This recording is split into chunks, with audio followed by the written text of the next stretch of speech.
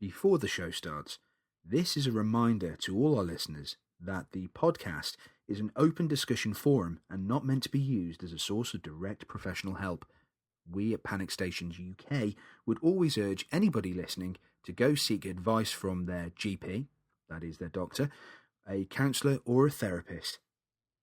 The podcast is, however, a place for people to share experiences and realise that you are not alone. Due to the subject matter discussed in the shows, some episodes may have explicit language in. I warn listeners, as this is meant to be a realistic look at mental health. As such, you may find that some of the guests use some pretty colourful language. I ask all listeners just to freely accept this and to honour the guests that are on the show. It's their journey and it's their freedom of speech, and we at Panic Stations UK would never do anything to discourage that. Many thanks and enjoy the show.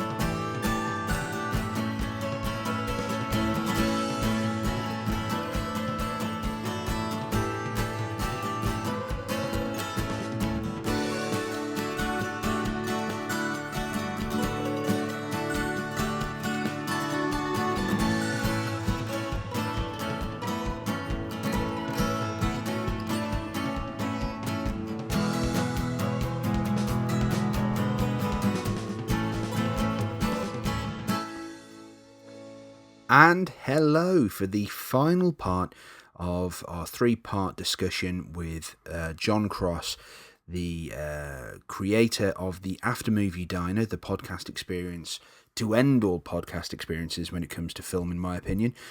Always worth a check out. We've had a great couple of weeks. We've had some amazing feedback from all the things that Jon's been giving out and discussing, and there's been a really interesting discussion about some of the things that Jon has raised about Mania and some of his own personal battles with depression and things like that. So it's been brilliant. When last we ended the discussion, just to bring people up to speed, we were just discussing about ownership, owning your place, owning whatever it is that defines you. If it's a disability, if it's a mental health issue, if it's something you love, like you're impassioned about, like film or comics, media, anything like that, music, whatever, and just really owning it, and basically having frank, honest discussions and being honest about stuff and talking about mental health. So it's a really, really interesting discussion, and we're going to get right back into that interview, the final part 3 of the interview, in a moment. But Jon was very kind to supply the show with a bunch of music, and we're going to just listen to another track done by Jon's band Misilanious Plumbing Fixtures, and this is called Make or Break. It's a fantastic tune. As soon as it's over, we'll go right back. Enjoy.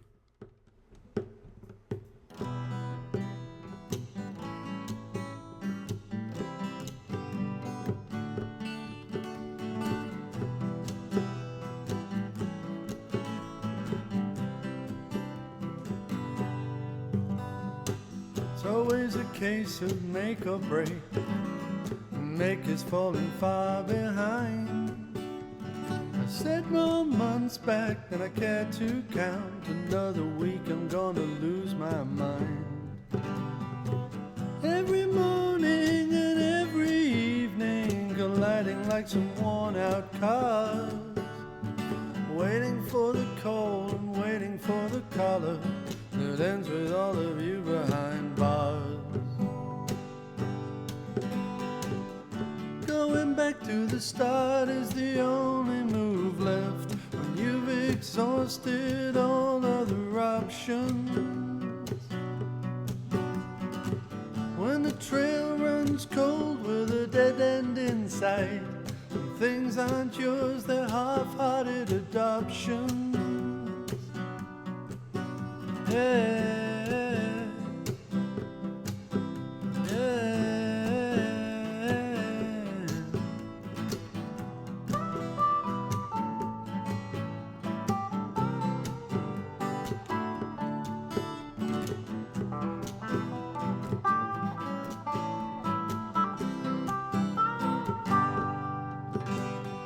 Everyone is full of suggestions, but it just leads to loads more clues. But what if there is no more walking to be done in these tired old gumshoes?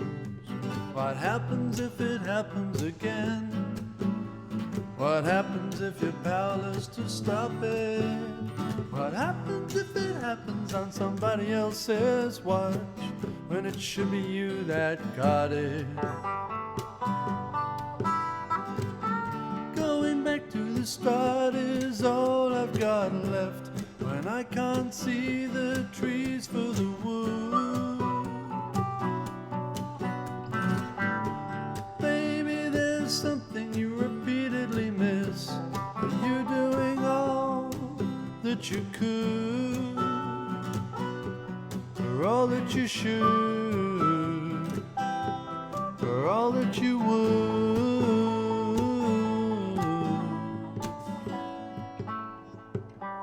If it didn't hurt this much, if it didn't hurt at all.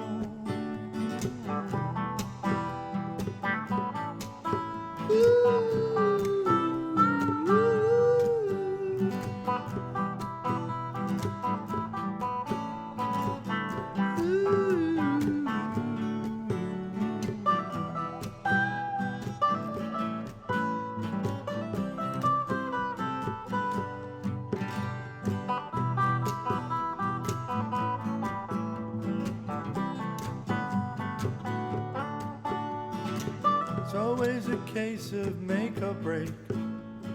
Make is falling far behind. I said more months back than I care to count. Another week, I'm gonna lose my mind.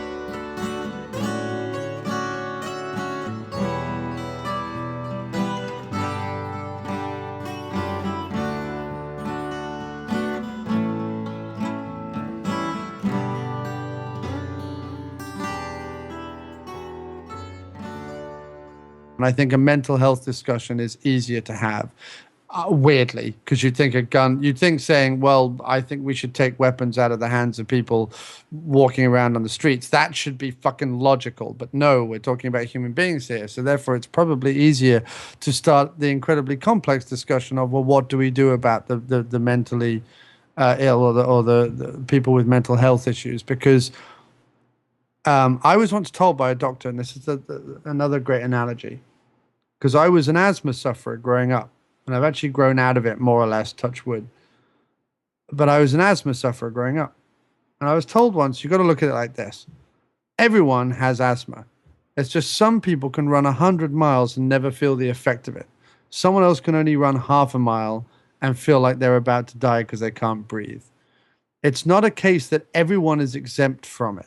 Everyone, I don't care who you are, has felt some effect of it, whether it's incredibly mild stress, whether it's getting home at the end of the day and go, God damn it, that was a shitty Monday, I need a big glass of wine, which everyone can attest to, or whether it's life is incredibly shitty, I cannot crawl out of my bed. It's just some people can run 100 miles and other people can only run half a mile or not even that.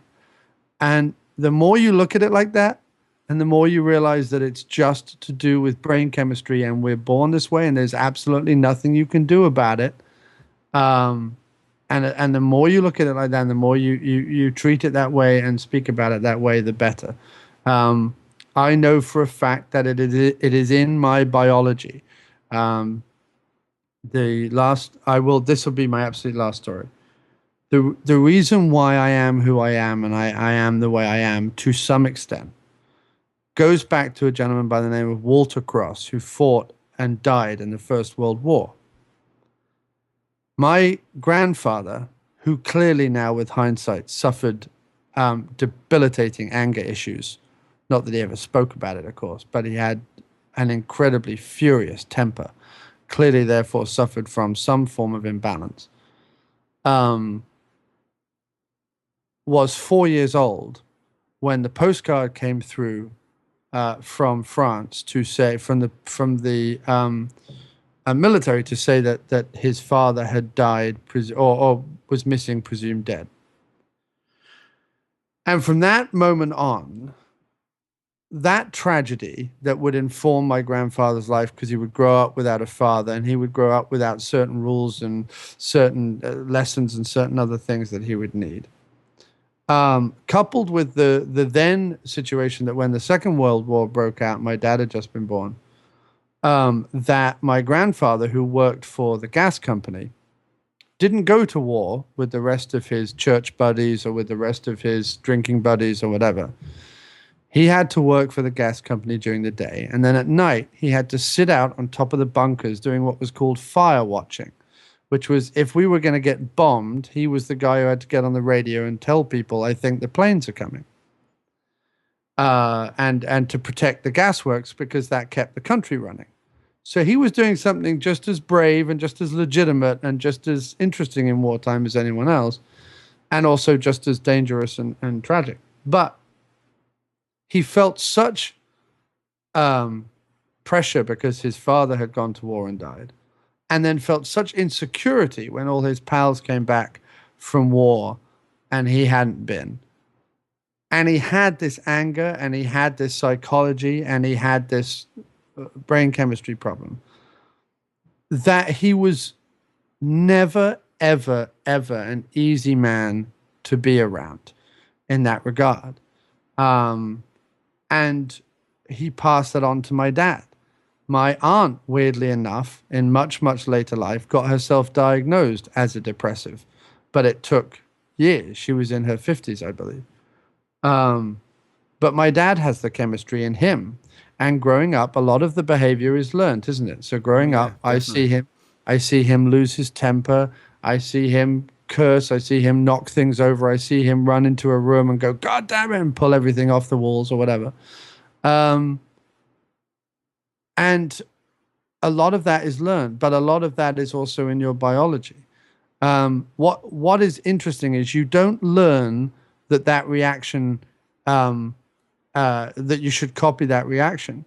What you learn, or what you take away from it, because my mum wouldn't react and my older sister and older brother wouldn't react. What you learn is somehow, oh, okay, so it's all right to react like this. It's not that you're learning that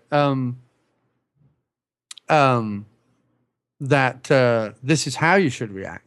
It's learning that reacting like this is okay. So when your chemistry plays up, when your mentality kicks in, when you're going through developmental phases and being bullied and dealing with the stress at school and all the other stuff, you have two things. First of all, you have your brain churning you up and getting redder and hotter and screaming at you, go on, go on, go on. And then you have the fact that you've seen your dad do it and seemingly survive.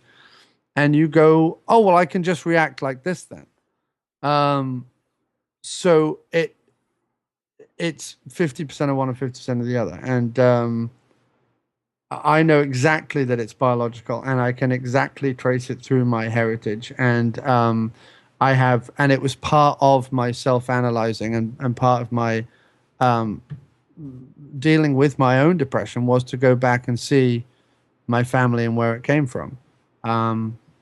And that's the trace that I've made from it. There's a couple of incidences mixed with a slight issue with the brain chemistry, and you get my grandfather, my father, and then me. That's what happens. So it's going to be a cycle, and it's one of the reasons that I always held off wanting children, if I'm honest. There is a bit in the movie Forrest Gump where he says about, is he bright or is he like me? And he starts to cry. And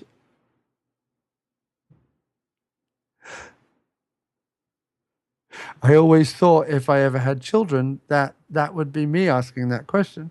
Because the first moment that child has a temper tantrum or needs to be needs a ton of stimulus or gets in trouble at school, I don't know that I could look at it correctly, or I don't know that I could look at it, or help it, or depart my knowledge with it, or whatever. I don't know that I would be able to deal with it, because I would only feel the immense burden that I gave that to it, and I would, yeah. So, sorry, I went to a really, personal place there, but Don't apologise. That's no, it's all relevant, man. I feel exactly what you're saying, because I was exactly the same with Skylar when she was born. I was like, please don't have what I've had. Please, dear God. Please, just don't. Because it's not fair. Be like your mum. Be like your mum. Have my... It sounds really bad. Have my intellect.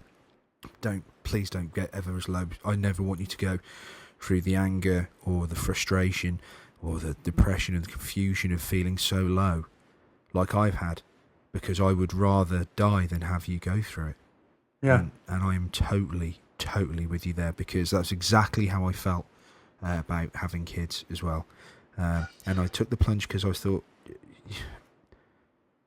look, we want kids, so we took the plunge. Oh no, yeah. I mean, you were in a situation where building a family made sense. My decision came from the fact that we were never 100% sure about whether we wanted to, and the fact that I had always resisted being a father. I think that if I became a father, for whatever reason, that I would do my damned hardest, of course, and I think that I would try and be a good father, but I never voluntarily wanted to go into fatherhood, because one of the reasons is because my dad has told me in one breakdown that I had at his house in the last sort of 3 years when we were visiting. I think it was back when it was his 70th birthday.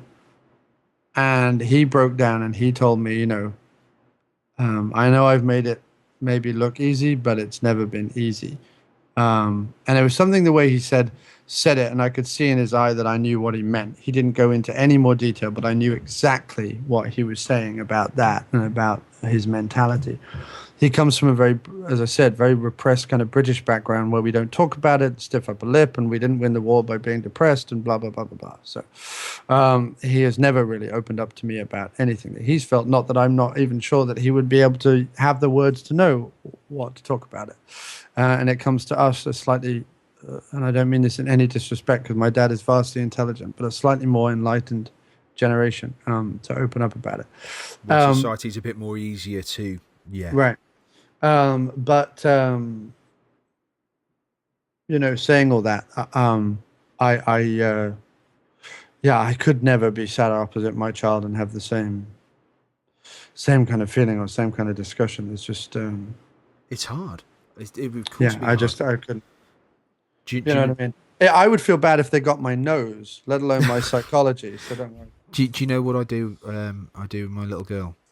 What's that? I write a book. I've been writing a book, not as in like a fairy tale, for nothing like that. I've been writing in a notebook, and this is where my I suppose some of my fucked up insecurities and stuff come from. And firstly, before I go into this, just to connect to something you said before, when my mum, because she grew up in an era where you didn't talk about stuff, very much like your dad.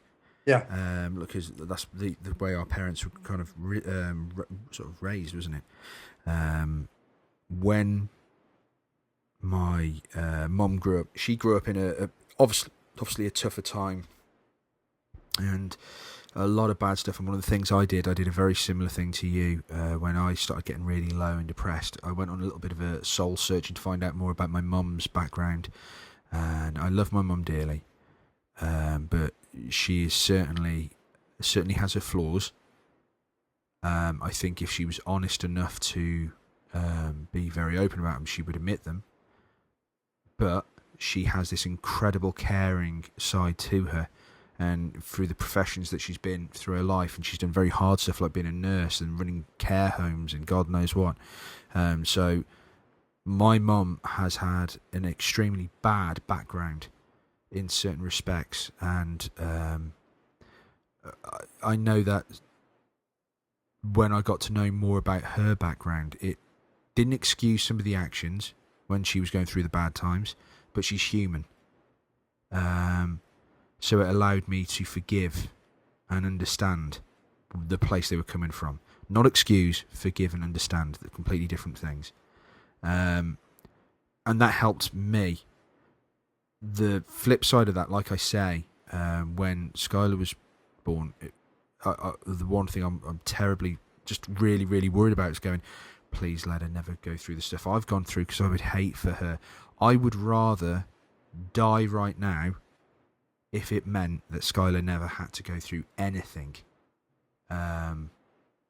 even closely resembling the kind of inner turmoil I've had to go through in my life, just the way I view myself and the way that I have seen things from my perception of things. I would rather die. I would rather drop down dead right now, knowing that she would never go through those things, and she will always be in a place where she can be happy. Of course, be sad when there's a reason to be sad, but not to the point where it debilitates her and becomes this major thing. Every time she wakes up, every day, there's at least a couple of times during the day she's thinking, what if?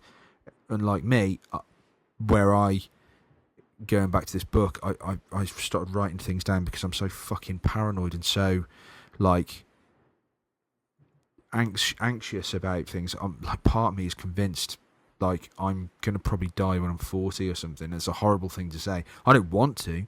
Again, just for the listeners out there, I don't want to, but because my own anxieties, I'll stress myself out so much, I'll end up giving myself a bloody heart attack or something, or a stroke, and I don't want to ever do anything like that. Far from it. I love life.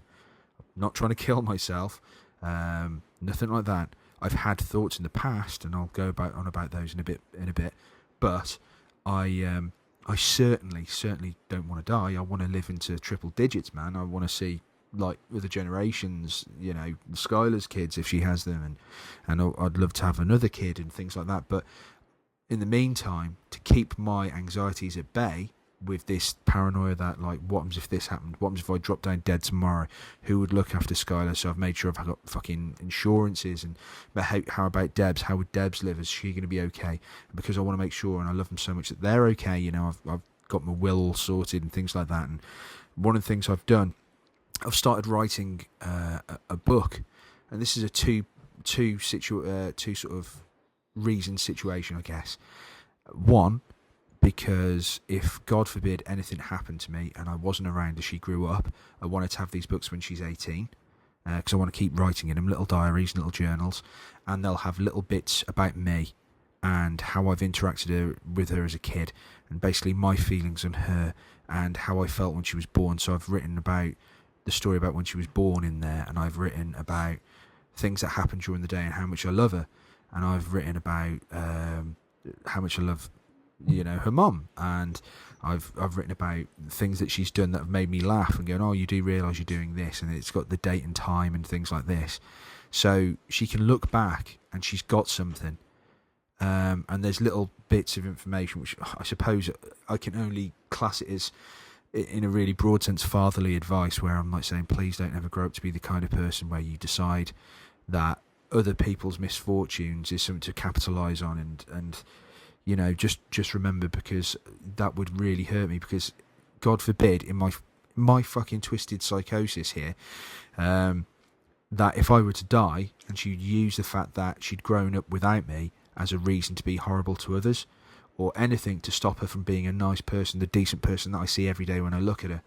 So it's kind of really fucked up thing, but also so I can keep saying I love you. I always tell her that I love her, so she knows. So even if, God forbid, I weren't here tomorrow, she could look back on something and know that her dad always loved her, so she wouldn't have the hang-up of knowing that she wasn't loved. And how fucking paranoid and utterly bizarre is that? But there's that, and then the other part is, well, I suppose it's three-part. The other part is something nice for her to look back and read upon and pass on to her kids, I guess, if she has any, or, you know, other family members. Because if I'm still around, and that's what I'm planning on being around, when she's 18, I'm going to give them to her then. so she can have all these books. So because then she'll be in an adult life, and hopefully we'll have the kind of relationship where I can be open with her, and hopefully she can take these recordings and know that as well, that I love her very much, and I don't want her to have the hang-ups that I've had. And I'd be devastated if she had those. And one of the things I really, really wanted to do as well, apart from being a nice keepsake for her, is if we never have the kind of relationship, God forbid, I don't plan on not having this kind of relationship where we can't talk and I can't be open and frank with her in her adult life like I'm being frank with you. If I can't, and for whatever reason we find it awkward to talk, she's got those books and she can know how I feel from the heart. And it's a massive paranoid, bit of a twisted thing. And there's I've written a. It's not twisted at all. I find it incredibly intelligent and full of foresight of you. And I think it's coming from someone like myself who always had a difficult, let's say, relationship with his family for the longest period of time. And my family would be another 3-hour discussion, so I'm not going to go there. But we always had a difficult relationship. Something like that would have been incredible to me. Would have just been absolutely incredible to me. So I don't see it as twisted at all. I think it's perfectly wonderful, sir. Thanks, man. I just hope that she can look upon them one day and realise, it's all good, and God forbid, you never know what happens in the future. I can't predict what happens in the future, but what I can do is kind of throw a cricket ball into the wind and hope that the wind guides it somewhere where it can be located at a later date by another player on my team. You know what I'm saying? It's completely. So she has those things that she can fall back on, and again, God knows. I mean, as I say, it's a very horrible realisation, not realisation from my part, but admission from my part is perhaps the better word, that I've got this fear that I won't be here for when she's older because I fucking put myself in an early grave through stressing out, or God knows what, or I finally, I've eaten one cheeseburger too many and I fucking Elvis it in the toilet one day and die, God forbid, It just, I don't want to do those kind of things. I want to have. I do quite want to Elvis it on the toilet. I would quite be happy about that. Just go away. I think if I me with my sense of humor and just who I am in general, I think if I'm going to go, I want to go with my pants around my ankles. I do think that's the case. And maybe a photograph of it on Facebook. What I'd like to do, if I have to disappear, I'd like to disappear under mysterious circumstances. You hear like cats when they know they're going to die, they just vanish. I'd like to just go on a cruise that goes missing. Like this 80-year-old goes, right, I'm going to go travelling the world. But Grandad, why? Well, I'm going to go travelling the world. And then I just vanish mysteriously. And then, so I become this like legend to a far-off place. I don't know. So like rumour says that he was abducted by aliens, and one day when he comes back, when he returns, the Third World War between man and the mice people of Mars will happen. Something fucking absolutely bonkers. Yeah. Something silly and fun. Yeah. That would be kind of nice. Oh, we lost him somewhere outside Croatia, and we just didn't bother to go back looking for him. He went lost. His last fucking known words in his journal were, "Look at whilst in Mombasa. Look at that fucking tiger. Look, what a wonderful specimen that is. I'm going to go up and fucking pat him." I thought you were going to say, and his last words in his journal were, "My goodness, look at the breasts on that." Yeah, Christ, look at the breasts on that. And that was it. That's the last thing. Look at the titties on that washerwoman.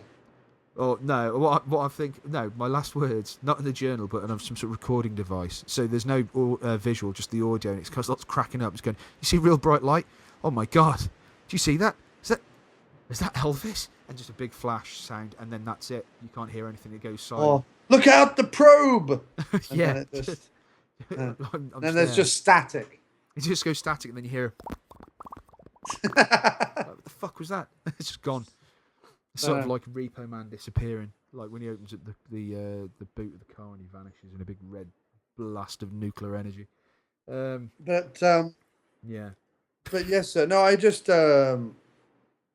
I hope the stuff that we've discussed today helps. I think that this podcast that you're doing is fantastic. I think is like the journals that you're doing. I think it's going to be a huge help to people, and I'm going to encourage everyone to listen to every episode, not just. In fact, I'm going to discourage people to listen to my episode, but encourage people to listen to every other episode. But thanks ever so much for having me on, man, and it's been a real pleasure. Jon, it's been really, really good to have you on. I really, really appreciate it.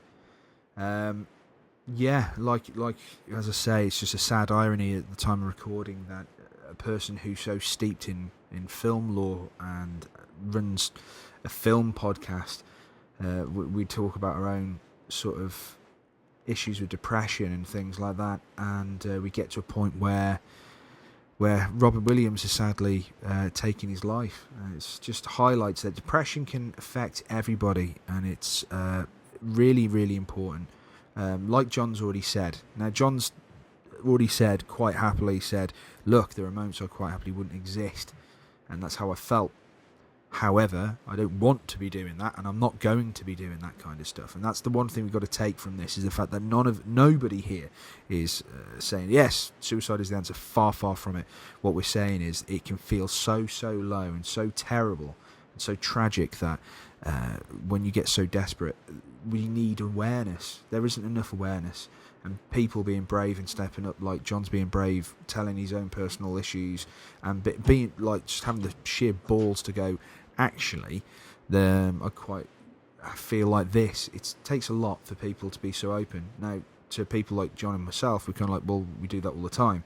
The reason I praise Jon is for the fact that, end of the day, like a lot of people won't do it, and it's surprising how many people don't want to step up and say these things because of public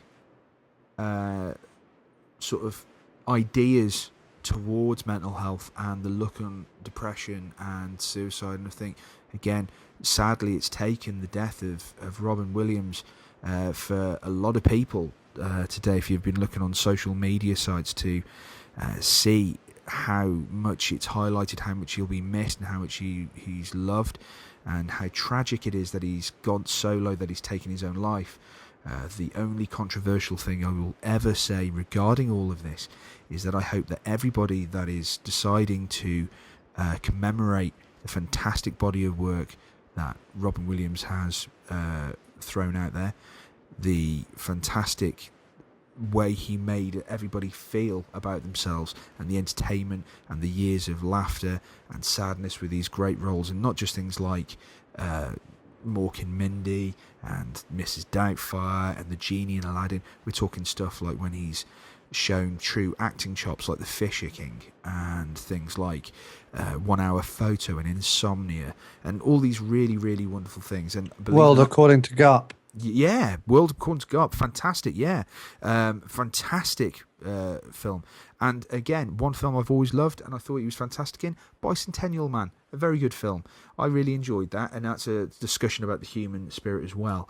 And I think, again, the controversial thing I'm about to say, or some might find controversial, I hope that every single one of you out there who is listening to this podcast, that is putting something on Facebook saying, RIP, it's so tragic, look at this is what happens with depression and suicides, and we've got to be more aware of it. I want you to take the grief, the shock, the impact of Robin Williams' death.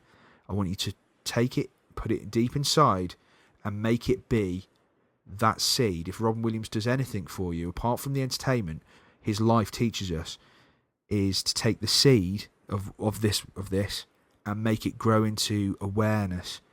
And you're not going to just be a meme on Facebook one day or on social media, and then the next day you see somebody suffering from, when somebody's going, I can't do this because I can't come into work. You don't criticise them. You don't do all this kind of stuff.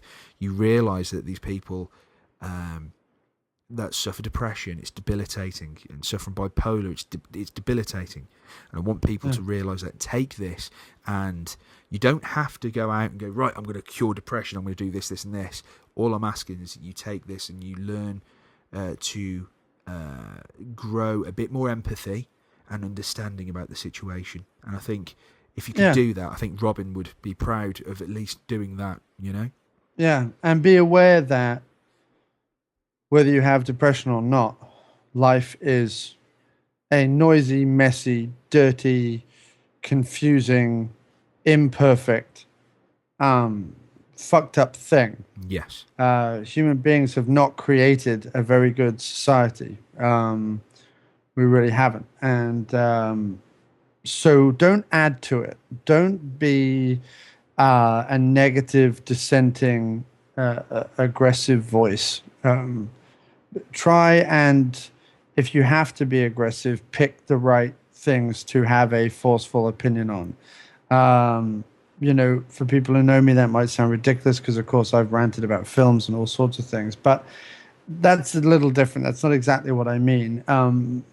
What I'm talking about is on a day-to-day basis, either don't say anything or say something nice, or say something supportive, or ask people how they are, or talk to people that you wouldn't normally talk about. But be positive. Don't be a negative, dissenting voice, because the world's always, no matter how much understanding we get, the world is always going to have too many of them already. So just don't add to it. Perfect. That's a perfect way of looking at it. And if you do suffer from depression and you do have these feelings, I will always tell you, like I said at the beginning of every single show, go get help, for God's sake. Don't suffer alone. You do the things that are right for you. Jon's found his coping mechanisms, like he said, the way that he deals with things and things that he has learnt through his own experiences. My experiences are slightly different. Mine have been involved with counselling and therapies with things like CBT, cognitive behavioural therapy, for those who don't know what that is, and obviously medication as well. None of these are the exact right things to do. They're what's right for you. But the only way you're going to know or learn what works for you is by trying things like going to see a doctor, going to see people. Because even though Jon doesn't take medication now, there was a moment where he was prescribed it, and there were moments where he's done the things, he's tried the things, and he's done things that have been coping mechanisms for him. So that's something. And when I have the money again, I am going to get myself diagnosed. I can't say that I will ever take medication, because I have, just like I don't drink very much and I don't do any drugs, I have a thing about, as screwed up as my brain is, I love it. I love it inside and out. And I have a real, I don't have a desire to kind of mess with it. I panic about what it would do. Other people see it as too much of an issue and need to medicate, which is, again, whatever works for you. I'm not condemning or suggesting anything. I'm just stating experiences. And that's exactly it. Again, it's all how and what works for you. And if you can find the right coping strategies and you find the right help, which is, again, it's always going to be, it may be really, really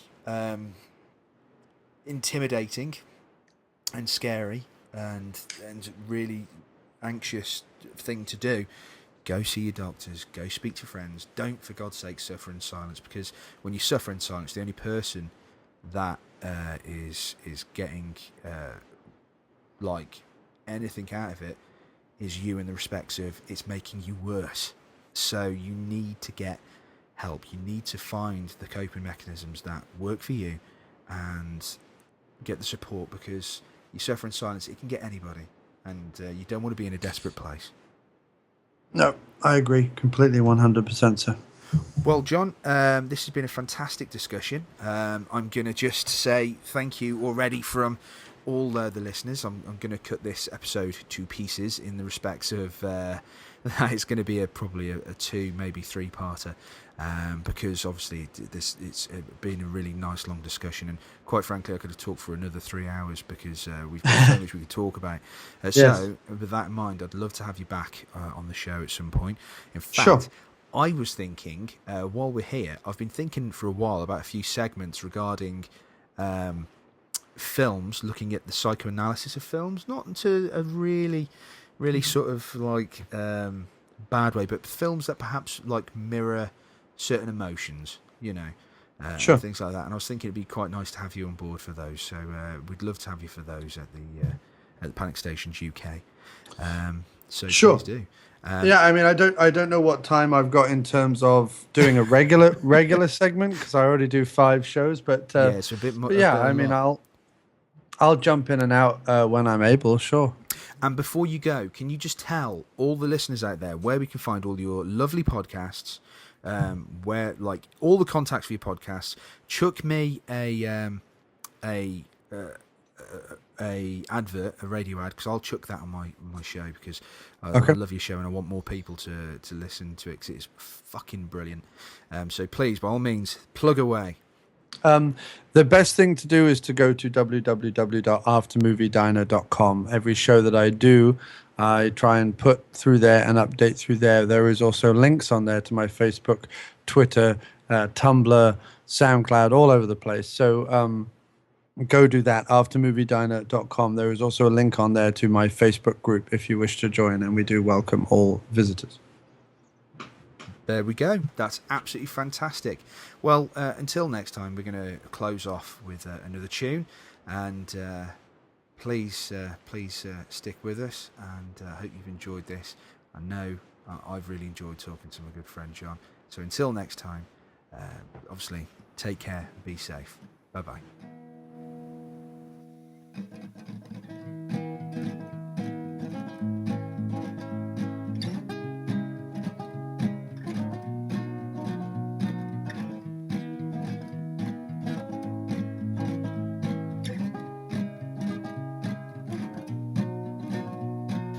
Wake up, dry your eyes, time to face a long night with a brave smile. Dive headfirst into the dark with your shaking hands clenched in a soldier's heart. I know where you've been, I know where you've been. You're not alone in this swirling world. You have my hand, you have my hand.